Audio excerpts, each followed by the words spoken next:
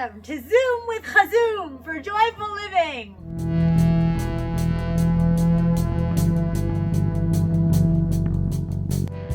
I'm Lulu at KHAZZOOM. I have self-healed from multiple chronic health issues and from trauma through the tools of music, dance, and lifestyle medicine. Along the way, I've had a grand adventure and I've met incredible people. I am excited to share all of this with you now so that no matter what you're facing, you have tools for bringing joy into your life and the lives of people around you.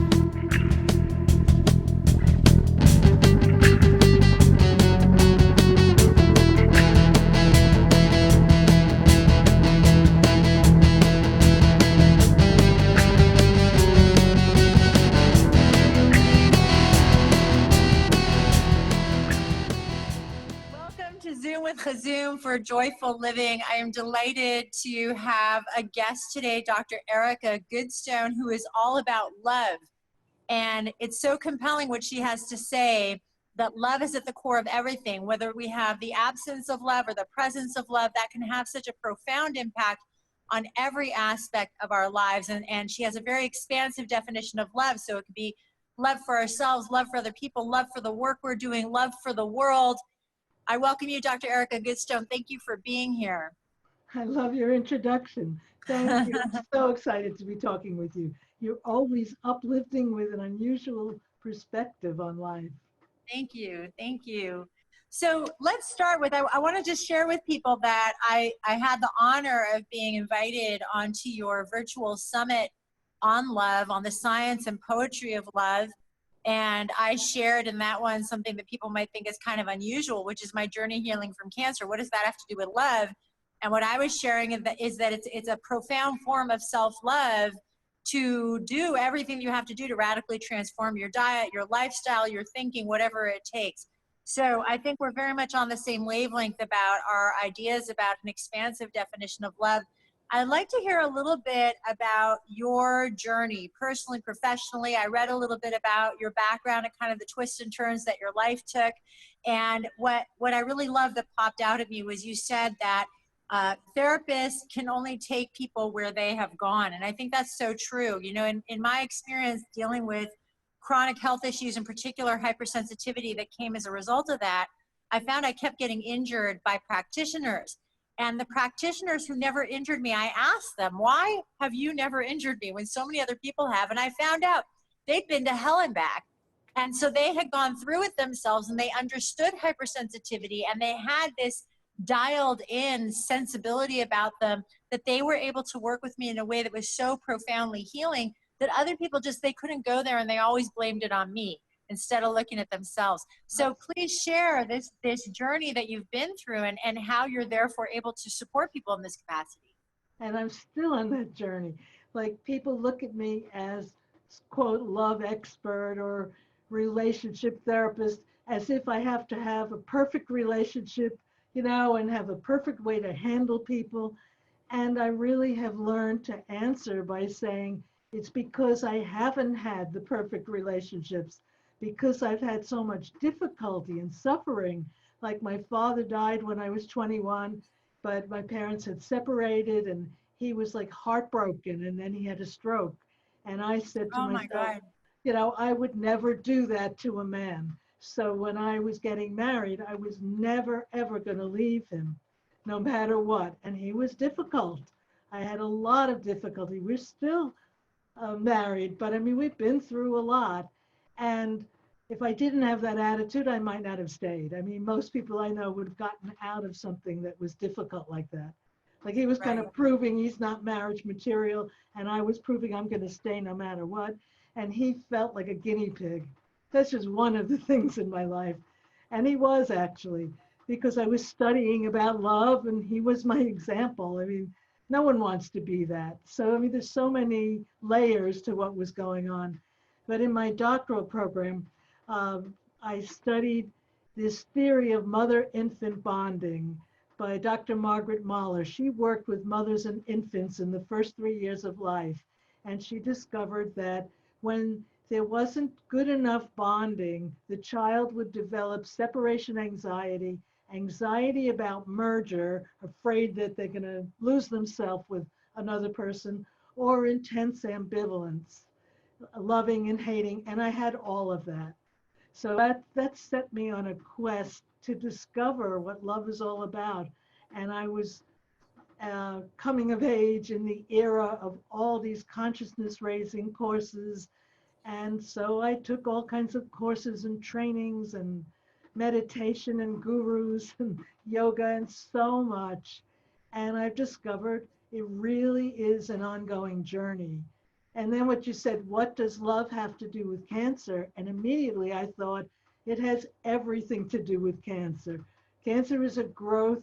It can develop when there's some low immunity, and then there's been scientific research more recently about love being at a higher vibration.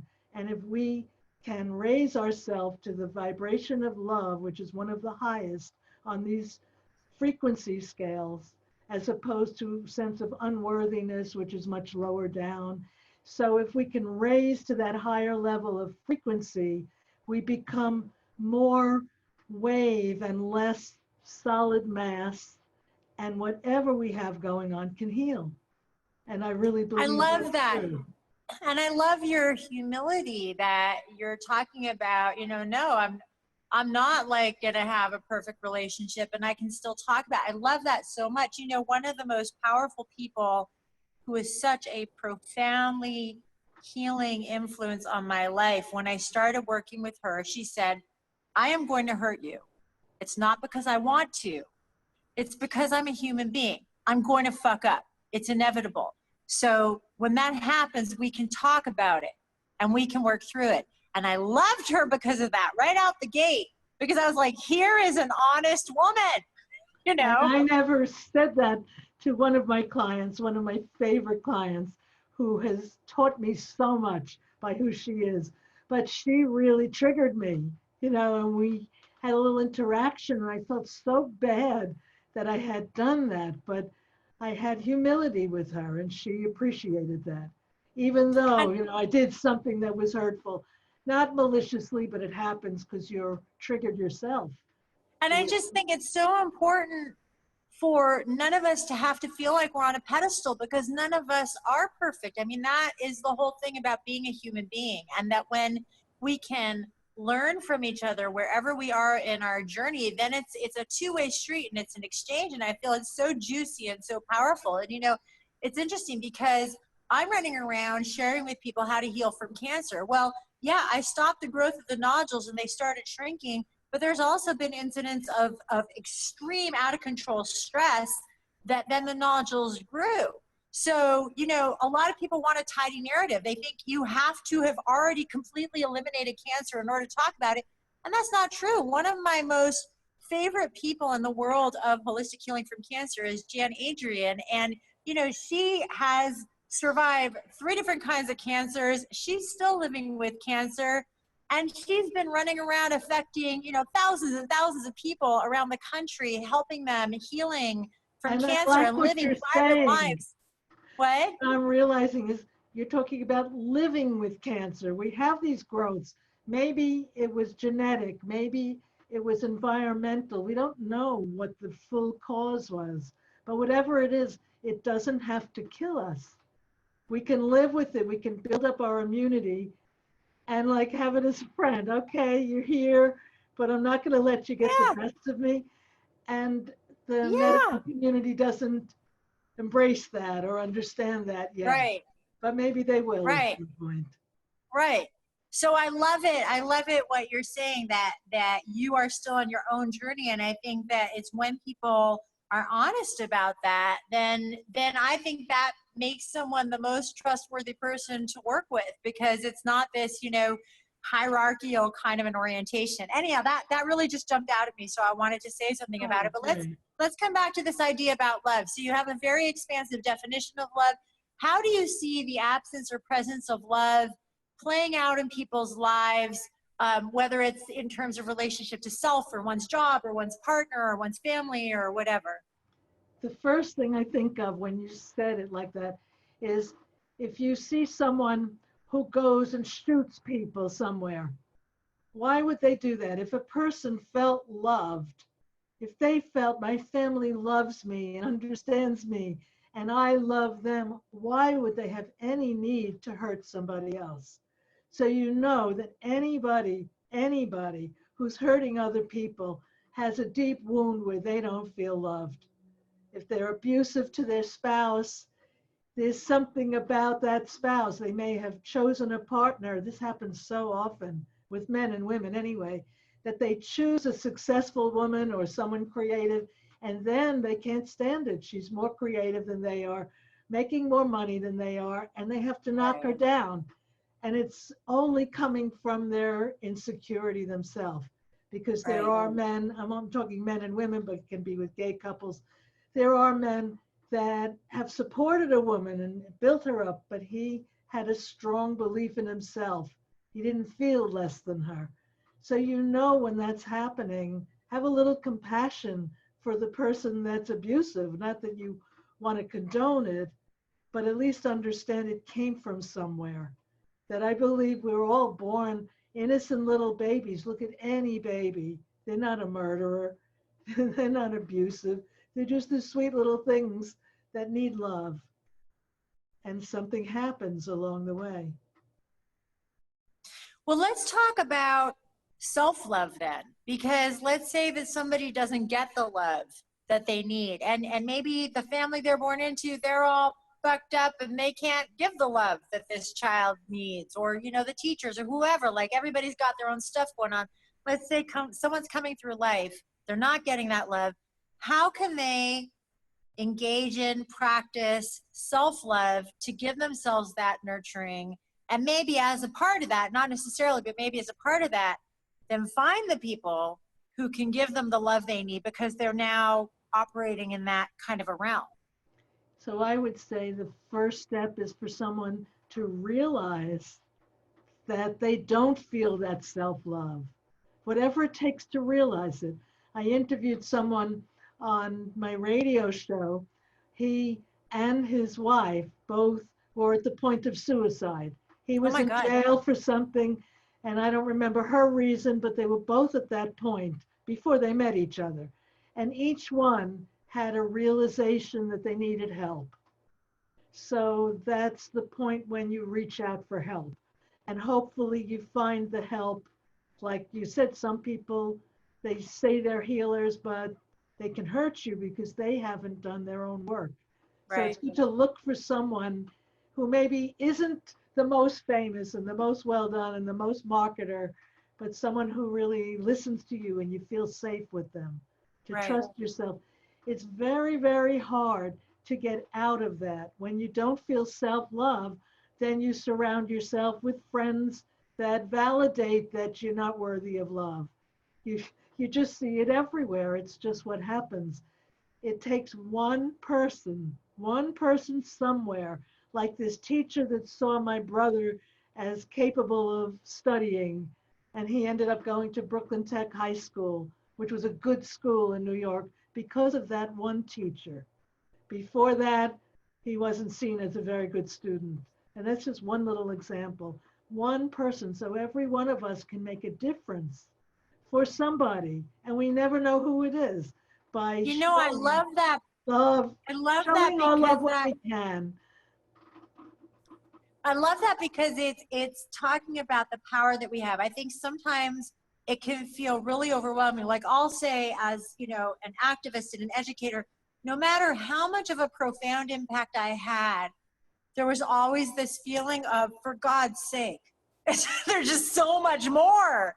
And it can be really overwhelming and so almost despairing when you're looking at the amount of trauma and pain and suffering and broken systems and broken people in the world, and when you care deeply and you want to help. And I love what you're saying, because Judaism has a tradition that says you heal one person, you've healed the world. And it's like we have the power that no matter all of these forces, whatever was going on with your brother, this one teacher And it's just also completely said, changed his life. What? I believe Jesus also said something to that effect, that Well, it comes from the Jewish you hurt tradition, so one person and you're hurting me. You hurt any one person, you're hurting other people. And Right. we're feeling that with coronavirus, that if you go out without a mask and you breathe on someone and you happen to have the virus, even if you don't have symptoms, you can cause someone else the symptoms. Right. So that's just a physical demonstration of what love is like. Well, And I let's talk about that, because here we are in this, however much people may have been feeling disconnected from others, it's all in your face now. No, people, we are connected. Look at the fact that we're not polluting now and the earth is healing. Look at the fact that if you go outside, 1,000 people may be affected if you're a carrier. Suddenly 1,000 people may be sick. So it's like, I think really in our faces right now, how connected we are. Can you please talk about self-love and love for others during the coronavirus pandemic? Wow. Well, one thing is most of us have more time because we can't go to those places wherever it was. I miss my health club. I can't go to play tennis. I can't go to my friend's house and go hang out. There's all these things that you just can't do. You can't go to a restaurant. So you have more time. So why not use this time instead of just watching Netflix, which is fine, and watching the news? Take a little time to evaluate your life, just think about my relationships. Who has shown caring toward me? Who has needed maybe more understanding from me that I really wasn't understanding? Whatever. Think about what has happened in my life. Think about what were the good things that happened. What were my accomplishments? What gave me passion? And what do I not like? Maybe you've been on a job for years that you've been very unhappy at, but you wanted the money, but it's doing something to you emotionally. Maybe you're not happy with the coworkers because someone's taking advantage. There could be a million things. Use the time when you have this time to evaluate that and think, like, have a vision. What would I really like my life to be like? And then the key is to feel gratitude for what you have that's good. No matter how bad it is for most of us, we do have some amount of good. Some people are really struggling financially, but they may have relatives and friends around them so that there are people that can help, or they have access to an institution that can help. I mean, we have more help than maybe people have had in other cultures. And so we have to look with gratitude about what we do have and what has been good in our life. Like I always say that, which people don't like to hear. If someone has a spouse for 30 years and they had a wonderful marriage and somebody dies, I will always say to them, think of how fortunate you were to have 30 years of a good marriage. So many people don't have it at all. Right. Not that that's comforting to the person, but it's a nice way to look at things. No, that's actually been something that I've done in my life that, I'm always thinking about, well, what is the positive in here? Because I have a choice of, okay, this thing happened, can't change that. What can I change? Well, what if I think about it differently? I have actually done a gratitude practice where the thing that is pissing the hell out of me, I specifically will think about what can I be grateful for in that thing, like in that thing. Absolutely. Not just what can I be grateful for other than that thing. What can I be grateful for in that thing? And it really shifts.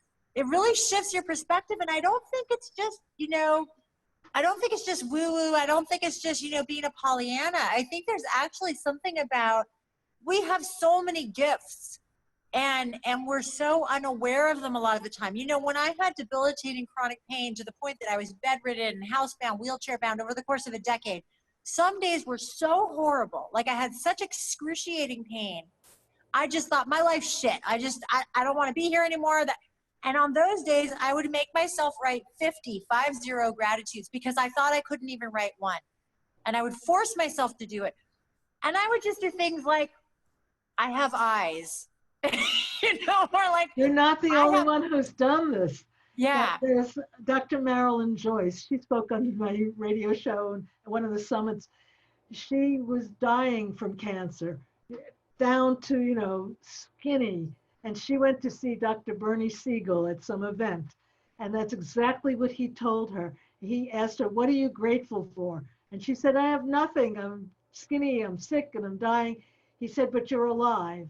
So start with that. I'm alive now. And it's amazing when you focus on what you have now.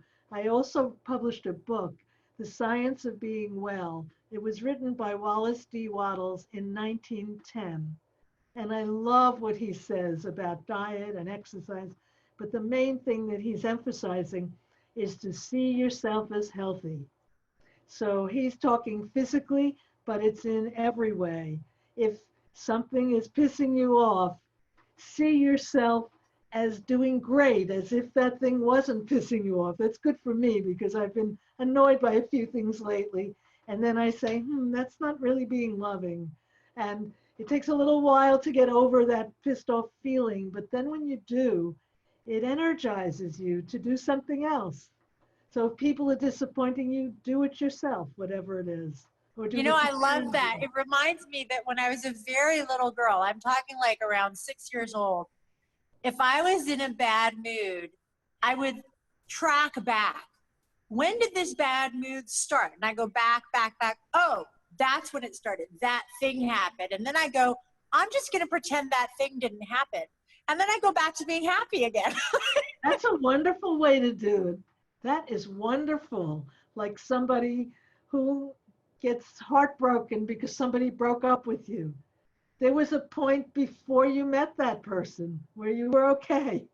You know, you maybe were longing for someone so you could get back to. That's great. Like Well, that. tell me, what are some tools that you suggest to your clients that may be useful to people here if they're going to be sitting around and taking, inventory of their lives and evaluating what's working, what's not working? I know for me, I journal, I create music, I write songs, sometimes I paint or I draw, and all of that, or walks in nature, like all of those are some of my tools for how I get in touch with stuff and then how I keep track of it. What are some things that you typically suggest to your clients that you can advise people on as tools for evaluating their lives during the coronavirus? Yeah. Well, one of the things I always ask, I got it from Neil Donald Walsh in Conversations with God. He said, ask, what would love do now? And at first I thought, what would love do if I was loving toward another person? But it's more than that. It's what would love do for me right now? So if I was giving love, what would I do for myself right now? And it might not be to get angry at this other person, because if I get angry and express it and feel better for the moment, I might be hurting my chances with that relationship later on.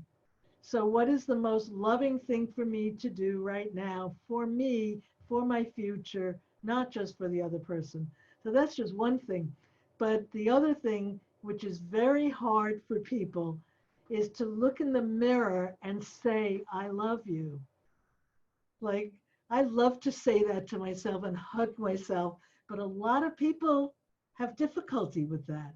So that's a really good thing for you to do. And if you're having difficulty, why? What's coming up? Where did that come from? Because this is you. You have your body. You're going to be with you forever. So I have a statement that I created. My father used to say, where there's a will, there's a way. And I changed it to where there is love, there's a way.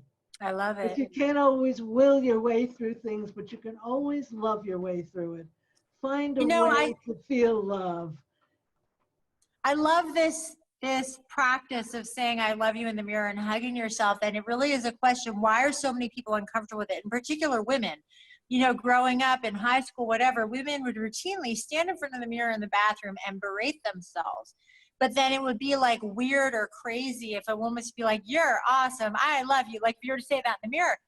And when I was, when was it? I think it was like my late 20s. I was teaching a third grade class, and I taught Jewish multiculturalism, but I saw teaching as an opportunity to recreate, like to provide a container for cultivating a different kind of a culture. So one of the things that I did was I had us routinely sit in a circle and go around, and every kid had to say 3 things they love about themselves. And in the beginning, everybody would be laughing, like uncomfortably. They'd be very nervous, and they kind of stumble, and they get red. And by the end of the class, they'd be like, "I'm really smart at math, and I'm super pretty, and I'm an excellent soccer player." And then they go on to the next year, and it became like a normal thing to do. And I just wish that was normal in the entire world. Well, if you're feeling like I'm good at this, this, and this, you feel okay when the other person says they're good at this. Right. As a matter of fact, you want them to feel good. But if you don't feel good about what you're doing and you feel less than them, you want to put them down. So it's good for us to realize when somebody is putting you down and doing that, realize that it's not coming from love.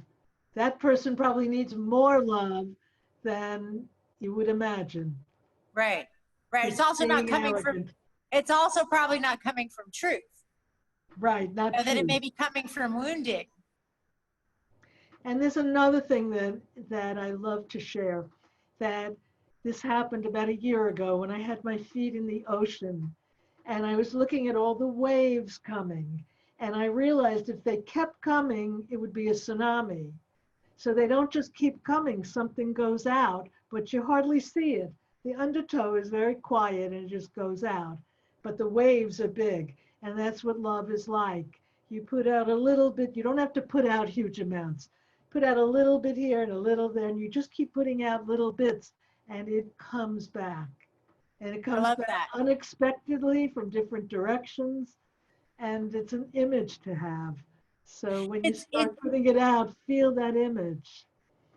It's interesting because I think that came up in our conversation on the summit, is when people that you love and are being loving to are not being loving back. And then what? And I was talking about, for me, how I came to this place where I just want to emanate love, like light, love, healing, so that is my reality, so that I'm not combating or pushing someone else or something. That's like to recognize where we don't have control. And so that's kind of like this thing you're talking about, the ocean, and maybe the love doesn't come back from that place, but maybe it comes from another place. And it's like the more that we're walking through the world in love, like obviously we can't control circumstances, and people could be in like some crazy situation where they're being really loving and they're not getting it back, and that doesn't mean they're not being loving. But I just think we kind of increase our chances. If we're running around like curmudgeons and angry and yelling at people all the time, it's going to be a lot harder to have like a very kind of harmonious relationship with people. Let's talk and a little also bit. There may be some, I believe there is a higher power or a higher order to things that we can't control. So put out the good that we can put out. Right, right. Let's talk a little bit about, so we touched on self-love during coronavirus and taking the lockdown as an opportunity. What are some ways people can be loving towards other people during the coronavirus? Well, one of those is to make that phone call, send that little note.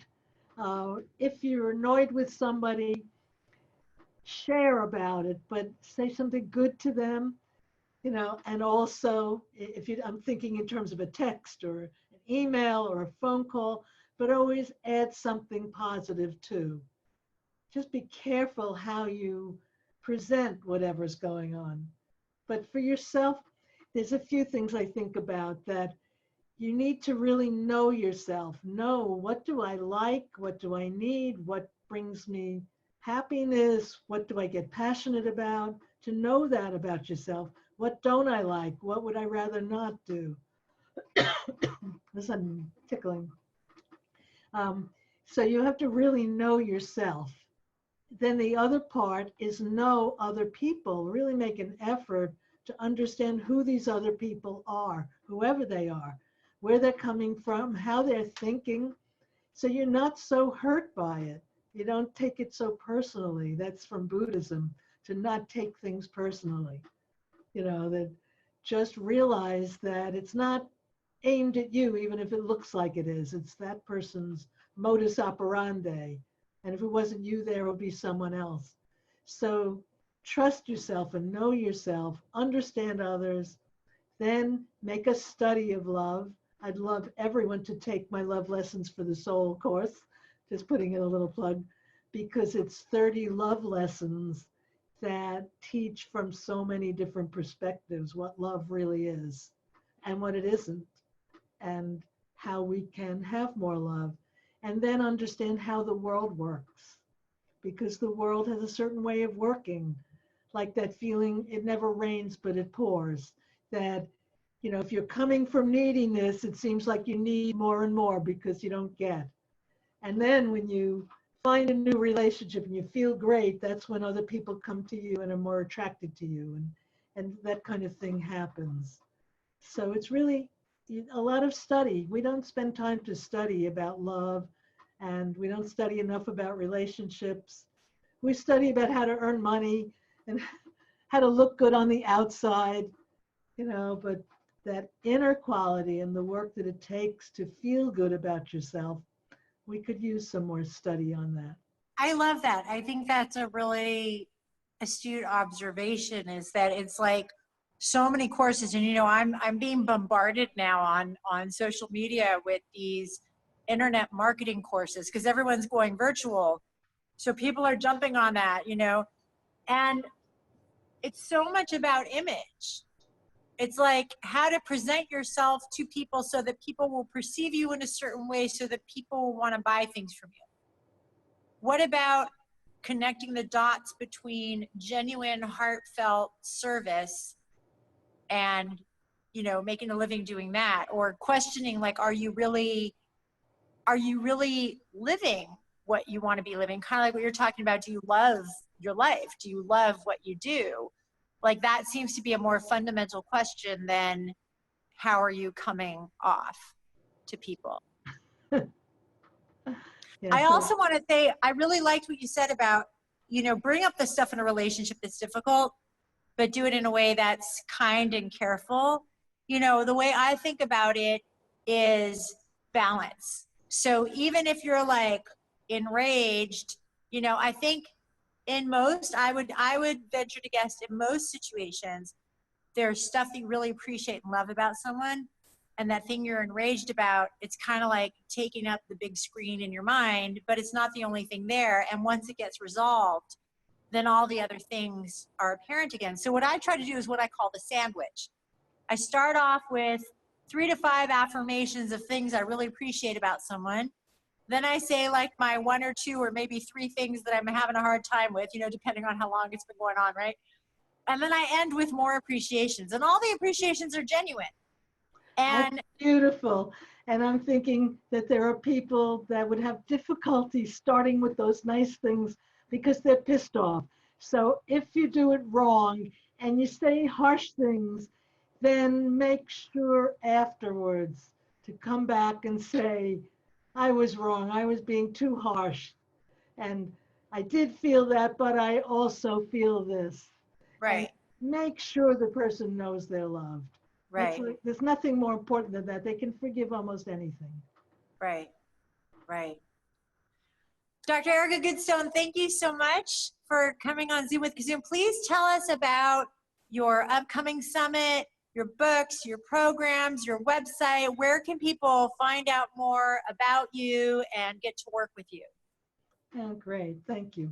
Well, the summit is the Science and Poetry of Love. It's at scienceandpoetryoflove.com. And I don't know if you'll have something on the page, but if you do, you can use your affiliate link for the summit.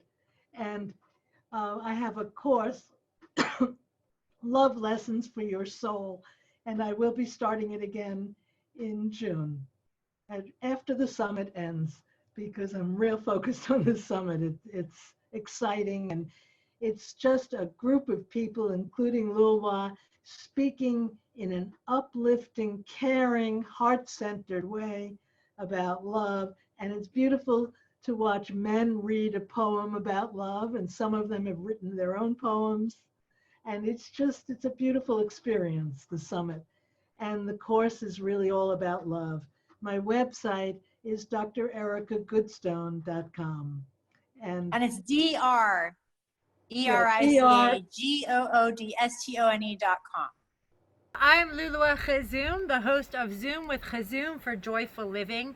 I'd like to give a shout out to my mom in the afterlife, EJ KHAZZOOM. I wear her art, her rings, her bracelets, her necklaces, her barrettes, while I am having conversations with people on my show. And she was a self-taught artist. She did ceramics, metal, crochet, very brilliant woman. So love you, mommy.